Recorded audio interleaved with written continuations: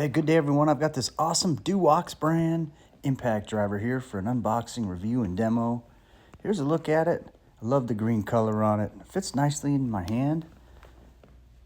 It's got a great fit. So this thing has a 1/2-inch drive on it, but check it out.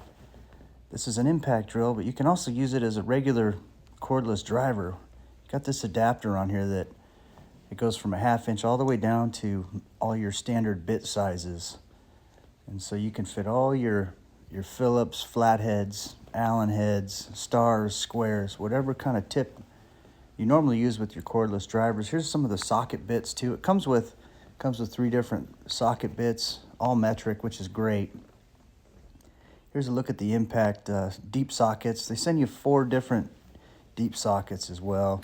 Nice battery that comes with it. And that switch there switches from clockwise to counterclockwise. There's also an off position, a mid one that turns it off. But here's a look at the deep socket and the impact feature of it, which we'll demonstrate again later. Here we're just putting a clip on here, that way you can hang it on your tool belt while you're working. It's just a Phillips head. You got to back that screw out and then screw it back in with that clip. Here's the battery charger.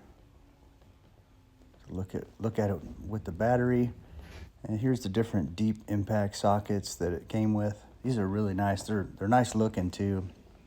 Of course, that adapter and then the socket bits that come along with it. A few different sizes there. Same with the Phillips and flatheads. Comes with a great little carrying bag that zips up. You can fit all kinds of stuff in here. We left plenty of room for other accessories besides just your impact driver, battery, and charger too. Heck, you can put your lunch in there if you want to. Here's a look at when the battery's charging, but it isn't charged yet. Now we're just impact driving some long lag bolts into this beam, installing the solar light. This thing worked like a champ. And just using it as a regular screwdriver, regular cordless drill driver.